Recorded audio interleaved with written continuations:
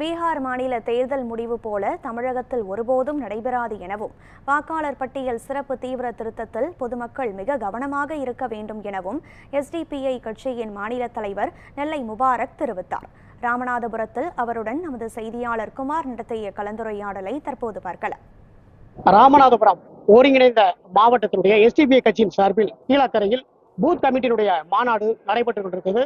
இந்த மாநாட்டிற்காக தமிழகத்தினுடைய எஸ்டிபிஐ கட்சியுடைய மாநில தலைவர் நெல்லை முபாரக் அவர்கள் நம்மிடத்திருக்கிறார். இவருக்கு கேட்கலாம். சார் வணக்கம். இப்ப இந்தியாவிலேயே முதல் முறையா இந்த சட்டமன்றத்தினுடைய இந்த பூத் கமிட்டியுடைய மாநாடு நடந்தீங்க. இந்த மாநாட்டுடைய நோக்கம்? எஸ்டிபிஐ பொறுத்தவரை வரவிருக்கிற சட்டமன்ற தேர்தலில் களத்தை தயாரிப்போம், 2026 வெல்வோம் என்கிற முழக்கத்தோடு கடந்த செப்டம்பர் மாதம் 13ஆம் தேதி திருச்சியில ஒரு BLA 1 மாநாட்டை நாங்கள் நடத்தினோம்.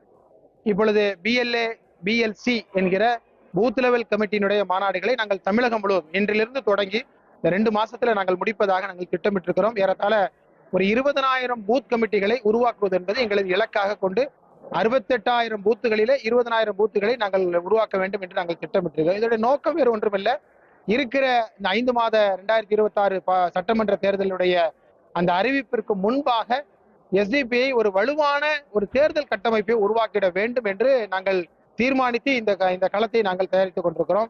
எனவே எஸ்டிபிஐ என்பது ஒரு வலுவான மக்களிடத்துல 20,000 பூத்துகளை கொண்ட ஒரு அமைப்பாக, ஒரு மிகப்பெரிய கட்சிகளுக்கு அடுத்தபடியாக இன்றைக்கு இந்த பணிகள் என்பது ஒரு சட்டமன்ற தேர்தலில் வெற்றி பெறுவதற்கான ஒரு அடிப்படை கட்டமைப்பாக நாங்கள் பார்க்கிறோம். அந்த அடிப்படையில இந்த பணிகளை இப்பொழுது நாங்கள் தொடங்கி இருக்கிறோம். தமிழகம் முழுவதும் துணை வேந்தர்களை நியமிக்க வேண்டும். SIR தமிழக அரசும் சரி பொதுமக்களும் சரி கண்டு அச்சப்பட வேண்டிய அவசியம் இல்லை.